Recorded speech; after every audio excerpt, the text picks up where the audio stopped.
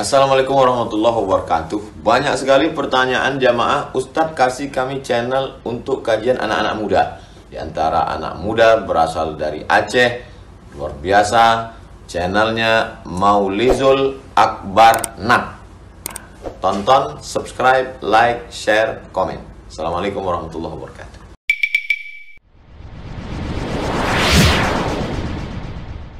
Assalamualaikum warahmatullahi wabarakatuh. Alhamdulillahirabbil alamin. Hamdan katsiran tayyiban mubarakan fih. Asyhadu an la ilaha illallah wahdahu la syarika lah. Wa asyhadu anna Muhammadan abduhu wa rasuluhul karim. Allahumma salli wa sallim ala nabiyyina wa sayyidina al-Mustafa Muhammadin wa ala alihi wa ashabihi ajma'in. Amma ba'd. Rabbi shrah li sadri wa yassir li amri wahlul 'uqdatam min lisani yafqahu qawli. Segala puji bagi Allah, kemudian salawat dan salam kepada Rasulullah, pada keluarga dan seluruh sahabat-sahabatnya. Bapak Ibu jamaah salat Maghrib dan Isya yang Allah muliakan insyaAllah.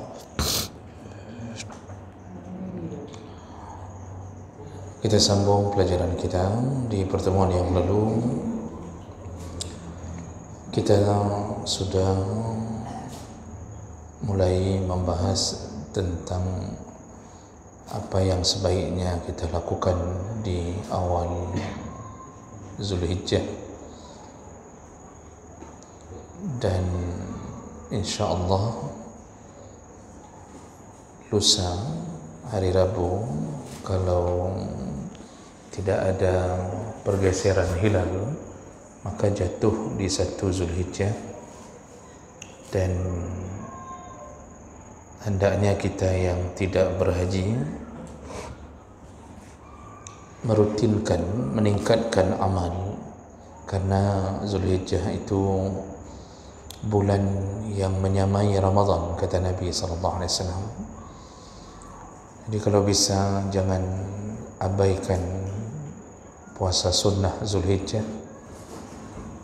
Kemudian ingat kembali pelajaran kita yang lalu bahawa hari ke-9 itu hari yang paling utama untuk berpuasa sunnah, atau disebut dengan puasa Arafah. Dan jangan terpedaya dengan megang yang seakan-akan lebih utama daripada berpuasa sunnah. Ya, jadi jangan sampai mengira lebih utama dah megang daripada ada puasa. Ya, karena megang itu adat istiadat, bukan syariat. Sedangkan puasa 9 Zulhijjah, puasa Arafah itu syariat, dan Allah gugurkan dosa 2 tahun. Jadi jangan sampai ketika ditanya orang, "Nana puasa?" maka jawabannya, "Kiban ku puasa urang megang." Itu sudah salah. Karena tidak ada janji apa-apa dari Allah bagi yang melakukan megang sehingga meninggalkan puasa Arafah. Ya, mudah-mudahan kita bisa laksanakan. Dan selain itu, perbanyaklah baca Quran, kemudian bersedekah di bulan Zulhijjah, karena hadis Nabi menyebutkan tentang semua amal saleh, ya, itu dihitung sebaik-baiknya amal ketika dilakukan di awal bulan Zulhijjah. Baik, kemudian kita juga sudah bahas sedikit tentang amal yang lain yang menjadi penyebab Zulhijjah menjadi saingannya Ramadan, yaitu berkorban. Sekedar pengingat ulang bagi yang tidak sempat hadir, bahawa kurban itu di sisi jumhur ulama hukumnya sunnah muakkad. Hanya mazhab Hanafi yang mengatakan wajib, dan jumhur ulama selain mazhab Hanafi mengatakan sunnah muakkad dan makruh hukumnya bagi yang mampu tetapi tidak berkorban. Ya, makruh. Makruh tidak menyebabkan dosa, tapi hati-hati bisa menyebabkan kebencian Allah. Ya. La in syakartum la azidannakum. Kalau engkau mensyukuri nikmat yang kuberi, maka ku tambahi, kata Allah. Makanya orang yang merasa diri mampu lalu dia berkorban, maka jaminannya ditambahi nikmat, ditambahi keberkahan hartanya. Tapi bagi mereka yang mampu tapi tak mensyukuri nikmat Allah, ini hati-hati, Allah bisa cabut keberkahan harta. Dan kalau mampu setiap tahun, bukan seumur hidup sekali. Jadi kurban itu bukan seperti haji. Haji itu cukup seumur hidup sekali, walaupun boleh melakukan haji sunnah. Tapi kurban memang anjurannya setiap tahun, sekurang-kurangnya seumur hidup sekali. Dan yang lebih utama, setiap orang berkorban bagi yang mampu. Kalau seandainya tak mampu, maka baru Nabi mengatakan, ala kulli ahli baitin fi kulli am udhiyah. Hendaknya setiap tahun dalam satu rumah ada yang berkorban. Nah, itu minimal melakukan sunnah kifayah. Dalam satu rumah ada satu yang kurban. Pahala dibagi bersama untuk satu keluarga. Ya, itu kesepakatan para ulama berdasarkan dalil-dalil. Jadi bukan bermakna suami yang kurban hanya suami yang dapat pahala, tidak. Satu keluarga dapat pahala.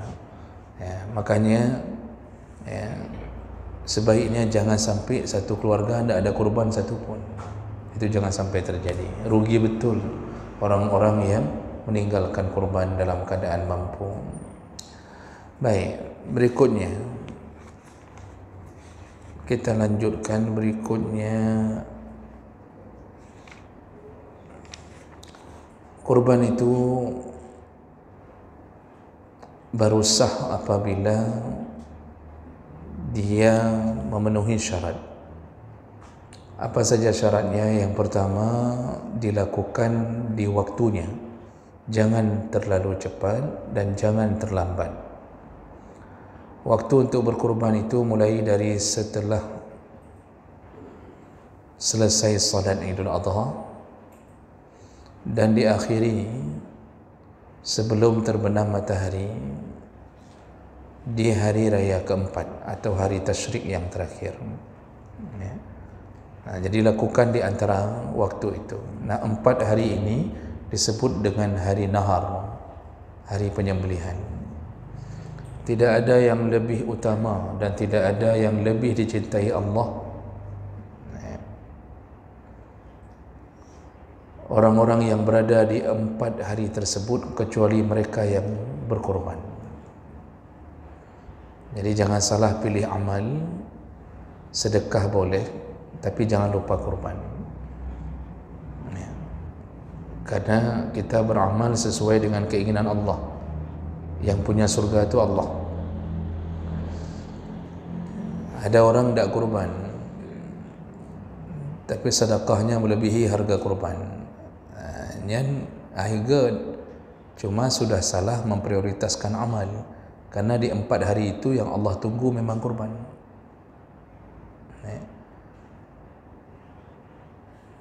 Nah, ini waktu yang ditentukan. Kemudian jumlahnya pun harus sesuai dengan ketetapan syariat. Satu orang hanya boleh untuk satu kurban, kambing atau kibas. Tidak boleh lebih. Tidak boleh 1,5. Kalau mau bersyarikat, maka 7 orang maksimal. 7 orang maksimal boleh bersyarikat pada sapi atau unta. Tak boleh lebih. Kurang lebih baik. Jadi yang 7 orang itu maksudnya maksimal. Ana mecih 7. Kalau kita punya rezeki, kita bersyarikat 5 orang membeli seekor sapi, itu lebih bagus. 3 orang 1 sapi, lebih bagus. 1 orang 1 sapi, ini kok berat. Nah, makanya kan Prabowo tiru. Nah, Prabowo ada ajak menteri-menteri lain kan? Enggak ada apa kan? Malulah dia bersyarikat sama 7 menteri untuk 1 kambing. Malay peng 2 triliun. Maka tiroi, sah tak? Sah. Makanya panitia itu harus memberi pemahaman pada penyembelih bahawa hana meceh tujuh, karena kesalahan nanti di lapangan itu penyembelih atau mungkin bahkan panitia meminta nama 7 orang. Jadi begitu ada orang bersyarikat 5 orang, kata panitia harus 7, 2 rotu. So, padahal hana wajib 7 orang, maksimal 7 orang, bukan wajib 7 orang. Ini gara-gara itu terpaksa taruh nama Jokowi dengan Gibran. Peduk 2 rotu. Kerana kebikir wajib 7. Mana ada wajib 7? 5 ya 5. Kerana taruh 7, menyuhana 7 hana sah. So pegang hana sah. Makanya kadang-kadang panitia itu harus ikut mengaji tentang kurban. Jadi kita ni kadang-kadang sudah capek mengaji, panitianya nak ngaji. Jadi hana kedepu kiban cara yang betul dalam kurban. Okey, jadi itu jumlah harus sesuai dengan ketetapan syariat. Tak boleh lebih 7 orang. Makanya kurban satu sekolah itu tidak dianggap kurban. 250 wali murid berkurban, kumpul wang untuk satu kurban. Mana ada kurban? Walaupun surat undangan yang datang ke rumah kumpul wang 100,000 per wali murid untuk kurban, itu sekolah berbohong. Itu memanipulasi syariat. Syariat itu di atas ketetapan Allah. Itu tidak disebut kurban. Oh, bersedekah. Kalau bersedekah jangan paksa-paksa. Berapa ada kemudahan. Nanti buat spanduk kurban dari sekolah A, padahal bukan kurban. Hasil pengumpulan wang dari wali murid 250 orang. Itu bukan kurban. Kurban itu maksimal cuma 7 orang. Jadi sedekah ya boleh dianggap sedekah, tapi jangan sampai bersedekah dengan pemaksaan. Ini banyak ni yang kadang-kadang entah guru-gurunya tak faham, entah bagaimana tiba-tiba merasa kurban dilakukan oleh sekolah. Oh, kalau ada yang berkurban dengan uang sekolah atau kantor ada kepala yang berkurban tapi dia tidak pakai uang dirinya, juga tidak disebut kurban. Berarti yang berkurban kantor, yang masuk surga kan kantor, kepalanya tak masuk surga, karena dia tidak menggunakan uangnya. Kurban dari bank fulan, jadi ada bank-bank itu juga kurban, kasih ke masjid sana masjid sini. Itu tidak dianggap kurban. Mana ada kurban di atas nama bank? Mana ada kurban di atas nama kantor? Kurban itu di atas nama pribadi.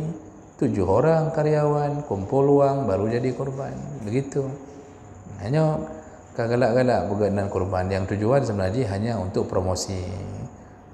Dia tidak dapat pahala kurban. Beda Pak. Pahala kurban itu beda dengan pahala sedekah. Itu amalan terbaik dalam 4 hari. Makanya 4 hari itu disebut hari menyembelih. Hari raya pertama 10 Zulhijjah, 3 hari berikutnya disebut dengan hari tasyrik. Masih ingat kenapa disebut dengan hari tasyrik? Syarraqa yusyarriku artinya menjemur. Disebut hari tasyrik karena orang Arab dulu setelah berkurban di hari raya pertama, mereka menjemur-jemur daging yang sudah dikurbankan, pengganti kulkas. Maka disebut hari menjemur, hari tasyriq. Okay. Baik, kemudian untuk berkurban itu dia ada syarat. Selain daripada tadi waktu dan jumlah ketetapan, juga tidak boleh berkurban dengan binatang yang ada aib. Ini saya ulang dulu, ini penting sekali. Jangan sampai ada aib. Di antaranya 4 aib yang tidak boleh ada, yaitu butang, kemudian sakit-sakitan, lalu kemudian pincang dan terlalu kurus.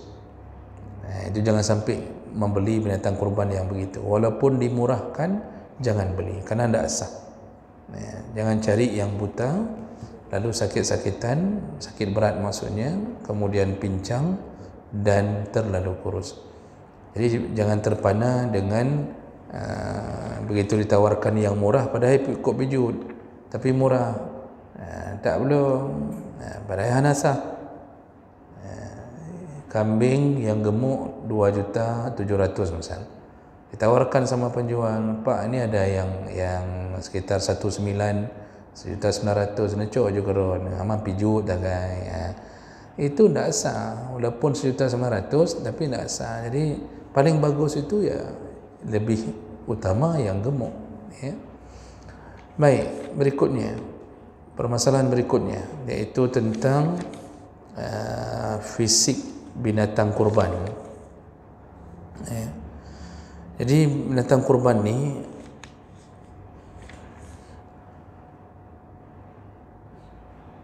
dia mana yang lebih utama, berkurban dengan seekor kambing per orang atau bersyarikat pada 7 orang untuk membeli seekor sapi. Ini pertanyaannya, so lebih good, mana yang lebih baik, masing-masing beli satu kambing atau bersyarikat 7 orang pada satu sapi, mana yang lebih bagus? Ini ada pandangan yang berbeda. Kalau menurut mazhab Malik, yang lebih utama itu adalah kambing kibas, ya. Jadi menurut mazhab Malik lebih utama membeli kibas masing-masing atau kambing masing-masing. Kalau seandainya tidak ada kibas, baru bersyarikat pada sapi atau unta. Jadi mazhab Malik lebih cenderung mengatakan lebih hebat belau kambing kan belau lemau, korbankan kambing. Kenapa? Alasan pertama, litayyibil lahum, karena daging kambing lebih lezat. Itu alasan pertama. Memang daging kambing kan lebih lezat, lebih rasanya lebih manis, lebih gurih, kan? Kemudian alasan kedua, karena Nabi pun sering berkorban dengan kibas, ya. Nabi sering berkorban dengan kibas yang gemuk. Nanti dalam hadis, Nabi itu kurban di umurnya yang terakhir 63 tahun, itu Nabi kurban dengan 100 ekor unta. Nah, sebelum itu juga Nabi sering kurbannya dengan kibas, ya. Nabi kurban 100 ekor unta di umurnya yang terakhir, dan beliau menyembelih 62 atau 63 ekor. Sisanya baru disembelih oleh Ali bin Abi Thalib. Dalam hadis disebutkan begitu. Bayangkan, Pak, 100 ekor unta kurban Nabi, ya. Makanya jangan ragu berkurban, karena Nabi ingin mencontohkan begitu pentingnya kurban, ya. Jadi salah satu pembela kita paling hebat di hari kiamat lah binatang-binatang kurban kita. Itu alasan kedua. Alasan ketiga, menurut mazhab Malik, kenapa pilihannya jatuh ke kambing dulu? Karena dulu waktu Ismail mau disembelih, Allah menggantikan Ismail bukan dengan sapi tapi dengan kibas. Seandainya sapi lebih utama, maka sungguh Allah akan ganti dengan sapi. Nah, ini pandangan mazhab Malik menyatakan bahawa urutan yang lebih utama adalah kambing dalam kurban, ya. Makanya negara-negara mazhab Malik itu, kalau di benua Afrika itu, ya, Aljazair, Tunisia, Libya, Maroko, ya, negara-negara Arab yang berada di benua Afrika itu, mereka itu kurbannya rata-rata kambing kibas. Kalau yang masuk ke benua Asia, mulai dari ada juga daerah-daerah Rusia, Turkistan, Turkmenistan, Azerbaijan, ini mandum mereka berbeda mazhab. Mereka itu bermazhab Hanafi. Nah, itu nanti pandangan mazhab Hanafi, Syafi'i dan Hambali ternyata berbeda. Bagaimana pandangan tiga mazhab ini? Yang lebih utama yang paling banyak daging. Nah, jadi unta, baru sapi, baru kambing. Nah, jadi pilihannya kalau dalam mazhab Syafi'i, termasuk mazhab kita ini, ya berarti bersyarikat pada sapi lebih utama daripada beli kambing masing-masing. Nah, apa alasannya? Yang pertama, likasratil laham, banyaknya daging, ya, banyaknya daging. banyak daging kemudian lebih banyak bisa dimanfaatkan untuk fakir miskin. Kalau kita kurban kambing kan banyak tulangnya yang banyak. Fakir miskin pun paling bisa masak sekali dua. Itu pun kalau masak yang banyak dipiam, daripada dimakan banyak dipiam tulang. Isap-isap tulang, bisa buang kan. Tapi kalau sapi banyak yang bisa dinikmati oleh fakir miskin. Makanya orang berkorban tu Pak, besar kali pahala, salah satunya juga karena mereka yang keluarkan 2,5 juta hanya untuk membuat orang miskin berbahagia di hari raya itu. Itu setiap suapan yang dimakan oleh orang fakir, oleh orang miskin, itu pahalanya kembali kepada orang yang berkorban. Walaupun orang berkorban sudah tak tahu lagi mana daging milik dia, karena akan bercampur bau, tapi Allah tahu. Jadi ini pandangan dari jumhur ulama, yaitu karena lebih banyak daging, lebih banyak manfaat, maka lebih bagus kurban bersyarikat 7 orang pada sapi daripada kurban kambing masing-masing. Ya. Kemudian berikutnya,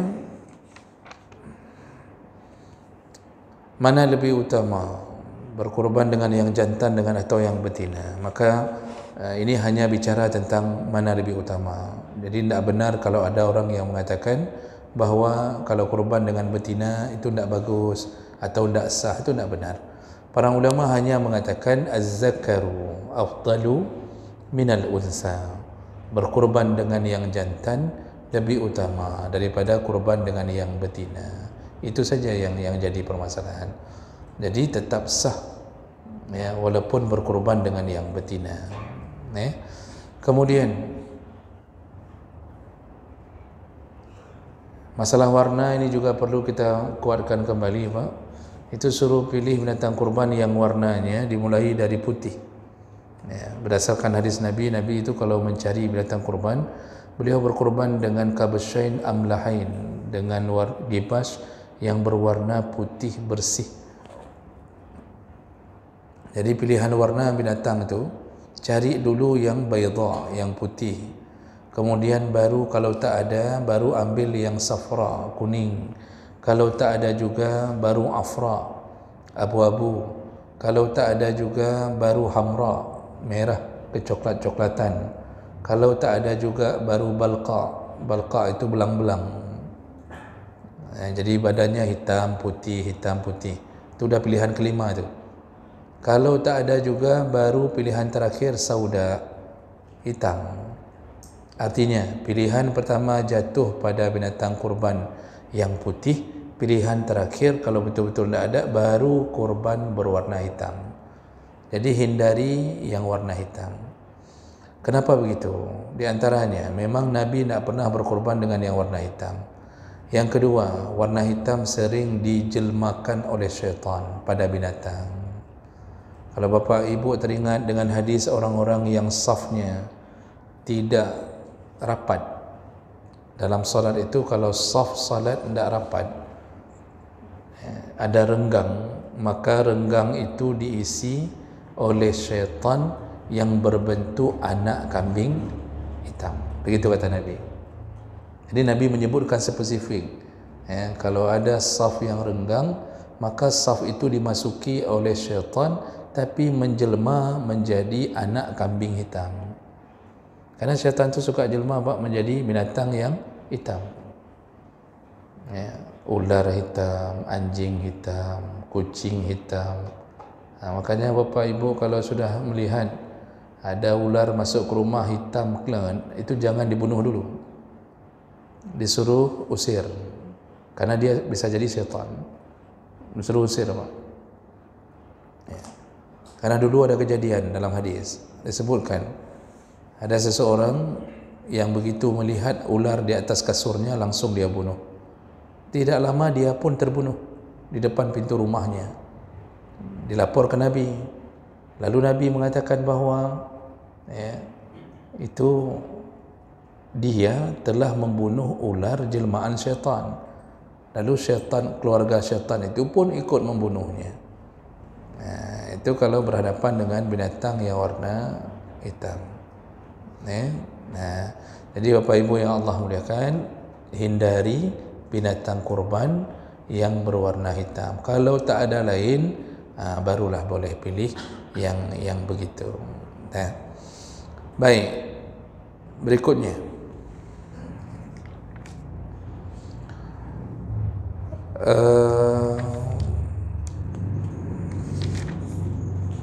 ini tidak saya bacakan per huruf. Berikutnya yang perlu kita fahami yaitu tentang sunnah-sunnah dalam berkorban. Ini perkara yang disunnahkan dalam korban. Yang pertama, disunnahkan memelihara binatang korban beberapa hari sebelum dikorbankan. Disuruh ikat, disuruh syiarkan, lalu kemudian memperlakukannya dengan baik, kasih makanan yang terbaik, ya. Bapak Ibu, paling bagus tu manjakan binatang kurban. Jadi beli, ikat, pelihara, kasih makanan terbaik. Bapak beli itu burger, pizza, ayam king fried chicken, kasih yang terbaik. Baik hantar di Paju. Selama ini dia mungkin tak pernah makan tu. Asal mau kita kurbankan, kasih yang terbaik. Kemudian dimakruhkan untuk mengambil susunya. Itu kan menunjukkan bahasa dimakruhkan mengambil susu, berarti binatang kurban itu juga boleh yang betina. Cuma jangan ambil lagi susunya, jangan cukur bulunya kalau dia kibas, kemudian jangan menaikinya. Jadi jangan naik sambil menunggu waktu kurban, kita naik ke atas dia lalu kita jalan-jalan di waduk bersamanya. Itu jangan lagi lakukan itu. Lalu kemudian jangan jadikan dia pembawa barang, jadi jangan suruh dia bawa-bawa barang, jangan pekerjakan dia. Lalu ketika ditarik menuju ke tempat penyembelihan, tariklah dengan lembut, jangan dikasari, jangan dicaci. Wa la yajurruha birijliha, jangan tendang binatang kurban. Apa ini Pak masalahnya? Masalahnya dia kita persembahkan untuk Allah. Itu mau kita persembahkan untuk Allah, buat yang terbaik. Cuma saya tidak tahu kalau sampai harus taruh bedak, kemudian kita taruh minyak wangi, kita pakai bulu mata anti badai. Nah itu saya tidak tahu sampai ke situ. Yang penting perlakukan dengan baik binatang kurban. Nah, berikutnya, sunnah berikutnya, disunnahkan menyembelih dengan tangan sendiri. Itu paling bagus. Sembelihlah dengan tangan sendiri kalau bisa, karena Nabi menyembelih tangan sendiri. Cuma kalau kita tak mampu, ya wakilahkan ke orang. Lalu kemudian disunnahkan menajamkan pisau sebelum mengkurban. Jadi jangan buat penderitaan pada binatang kurban. Lalu kemudian disunnahkan sebelum penyembelih hendaknya menghadap ke kiblat. Nya payah bitai ba urang kohon tu. Sama penyembelih itu panitia kasih tahu suruh menghadap kiblat, sunnah. Karena Nabi menghadap kiblat. Lalu binatang kurbannya dijatuhkan ala jambihal aisar, ke rusuk kiri. Itu hadis Nabi, jatuhkan ke rusuk kiri. Lalu kemudian disunnahkan jangan menampakkan proses penyembelihan kepada binatang yang belum disembelih. Jadi yang mana dulu yang mau disembelih, bawa keluar, yang lain sembunyikan. Jangan sampai dia melihat temannya disembelih di depan matanya. Bapak Ibu bisa bayangkan perasaan kalau kita punya teman disembelih depan kita. Belum disembelih kita sudah terasa kayak disembelih. Makanya sapi itu juga punya perasaan, kambing punya perasaan. Walaupun mereka otaknya tidak jalan, cuma punya insting, tidak punya akal sehat, tapi perasaannya ada. Dan dia bisa menangis, dia tahu apa yang terjadi, dia lihat. Itu kemarin yang viral, anak gajah ditabrak. kemudian mamaknya nak mau pindah dari tempat itu, kan menunjukkan binatang memang punya perasaan. Maka jangan menyembelih di depan binatang lain, apalagi kalau itu bestinya. Kemana-mana mereka berdua, ikut arisan berdua, tarik julu-julu berdua, ya, itu sudah pergi umrah berdua, kejap berdua. Tok tanya, otak aku haji ke ngon? Jangan Pak. Kenapa? Nanti menciut dagingnya. Jadi rasa takut pada binatang yang belum disembelih menyebabkan tak lezat binatang itu lagi untuk disembelih. Makanya sembunyikan, yang mau disembelih keluarkan, yang lain masih masukkan dulu. Misal bapak ni mau sembelih di mana Pak? Biasa di sini. Pak sembelih, sehino kan? Yang pedebit siapa-siapa, yang lain pertama dengan tu kecil dia. Pertama dengan tu kecil dia, siapa-siapa pedebit, siapa-siapa pedebit. Biar sampai dingin, jangan sampai dia lihat. Jangan buat dia tahu, atau buat tirai saja. Buat tirai antara tempat sembelih dengan yang belum disembelih. Begitu. Kemudian disunnahkan bagi yang pemilik kurban menghadiri proses. Sunnah lihat, berdasarkan hadis Nabi kepada Fatimah untuk melihat binatang kurbannya. Sunnah lihat.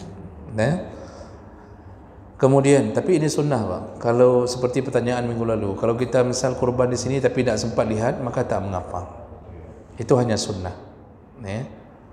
Kemudian, bagi pemilik kurban, sebelum dikurbankan, ini kan disunnahkan hadir, ini mau dikurbankan, maka bagi pemilik kurban disunnahkan berdoa. Disunnahkan berdoa sebelum dikurbankan, sebelum disembelih. Sunnah doa, berdiri di hadapan itu berdoa. Apa doanya? Berdasarkan hadis Nabi kepada Fatimah tadi, Nabi berdoa dengan bahasa Allahumma minka, ya Allah, ini darimu. Lalu selanjutnya tinggal baca doa iftitah seperti dalam salat. Jadi selengkapnya doanya Allahumma minka walaka salati wa nusuki wa mahyaya wa mamati lillahi rabbil alamin la syarika lahu wa bizalika umirtu wa ana minal muslimin. Situ doanya Pak. Jadi cuma perlu kita tambahi dengan kalimat Allahumma minka, ya Allah ini darimu, walaka salati, ku persembahkan salatku untukmu, wa nusuki, dan kurbanku. Nusuk itu kurban maksudnya. Wa mahyaya, hidupku, matiku kepada Tuhan semesta alam, sampai wa ana minal muslimin, dan aku bahagian daripada orang Islam. Sampai situ, jangan baca lagi Al-Fatihah. Apalagi sampai ruku', i'tidal, sujud, betul kenan.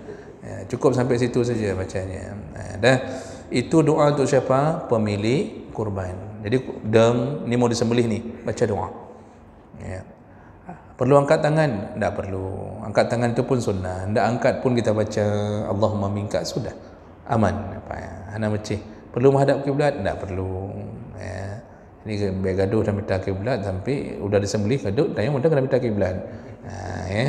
Nah, kemudian bagi penyembelih, kalau sembelih dengan tangan sendiri, pas mau menyembelih itu disunnahkan membaca berdasarkan hadis Jabir bin Abdullah, Bismillahi Allahu Akbar, Allahumma taqabbal minni. Ini yang menyembelih baca doa, karena Nabi waktu menyembelih beliau membaca faqala Bismillahi Allahu Akbar, Allahumma taqabbal minni. Dengan nama Allah, Allah Maha Besar, ya Allah terimalah dariku. Itu kalau sembelih dengan tangan sendiri.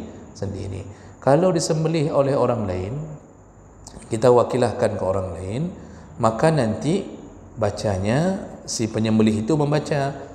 Pas mau diletakkan pisau, dia baca Bismillahi Allahu Akbar, Allahumma taqabbal min. Ya Allah terimalah dari siapa? Sebutkan nama. Begitu kalau disembelih oleh orang lain. Jadi dia menyebutkan nama pemiliknya. Tapi kalau terjadi kesalahan, tak sebut nama, atau dia sebut nama dia sendiri, kami tanya, kita sebut Nandroy, itu tak perlu protes. Karena kenapa? Tak berpengaruh pada kepemilikan. Jadi jangan fikir malaikat silap, catat Nanji, sampai nama kita tak begitu. Innamal a'malu binniyat. Semua sudah dimulai dari niat awal. 7 nama pada sapi tidak terbaca dengan baik, tidak apa-apa. Sudah tulis, sudah tertempel di badan sapi, tiba-tiba terjadi angin badai, dibawa lari kertas tu sampai penyembelih nak tahu lagi ni punya siapa. Akhirnya dia cuma mengatakan Allahumma taqabbal min 7 rohnya ni Allah hamsana. Sudah aman di situ, tidak baca pun tidak apa-apa ya. Kenapa? Itu hanya sunnah saja. Jadi sampai memperberat urusan gara-gara salah bacaan nandanya. Okey, berikutnya disunnahkan untuk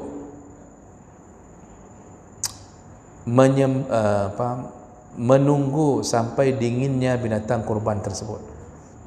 Tunggu dingin dulu, enggak bergerak-gerak lagi baru dikuliti.